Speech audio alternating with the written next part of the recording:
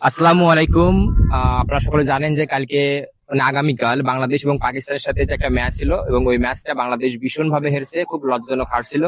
তো আমরা দেখতে পেলাম যে আমাদের মাঠে এখানে অনেক ছেলেপেলেরাই ক্রিকেট খেলছে। আমি তাদের কাছে জানতে চাইবো যে কালকে যে বাংলাদেশ হেরে গেছে তাদের মতামতটা কি। আমি ইতিমধ্যে দেখতে পাচ্ছি একজন ছেলে ব্যাট হাতে খেলা করছিল। তারপরে আচ্ছা, বাংলাদেশে কালকে হেরে গেছে, তোমার মতামতটা বলো দেখি। এখনো এই শোকটা কাটায় উঠতে পারে না, বা সেই প্রশ্ন।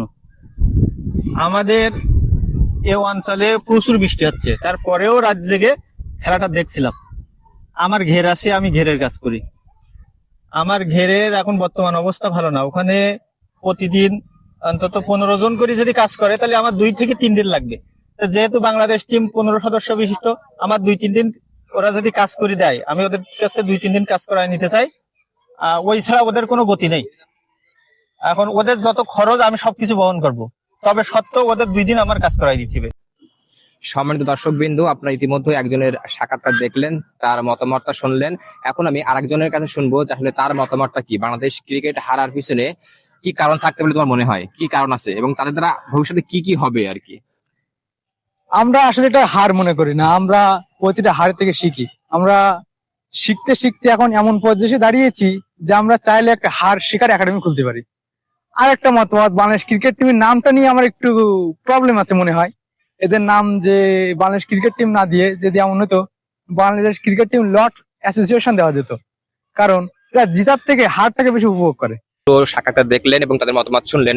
আমরা নেক্সট এবং শেষ সাক্ষাৎকারে যাব। একজন দর্শক পেয়েছি আমরা, যে অনেক ক্রিকেট প্রেমী। তো সুতরাং কালকে হারার পরে সে নাকি খুব ডিপ্রেশনে চলে গেছে। আমরা তার কাছ থেকে তার বাংলাদেশ হারার কারণ এবং হারার ফলে তার প্রতিক্রিয়াটা আমরা তাকে জানতে চাইবো। তো কালকে যে বাংলাদেশ ম্যাচটা হেরে গেল, তোমার প্রতিক্রিয়াটা কি জানাবো সবার সামনে। আমি প্রথমেই বলতে চাই যে কালকে যে ঘটনাটা ঘটছে এটা তো আর মানে মনে করাও তো আসলে এখন একটা পাপ হবে।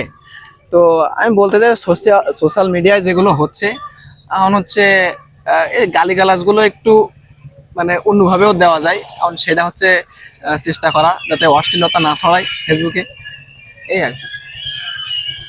তো সময় দর্শক বিন্দু, আপনারা দেখলেন আমরা পরপর 3টি সাক্ষাৎকার নিলাম এবং এই 3টি সাক্ষাৎকারের ফলে আপনারা জানতে পারলেন বাংলাদেশের দর্শকদের প্রতিক্রিয়াটা কি।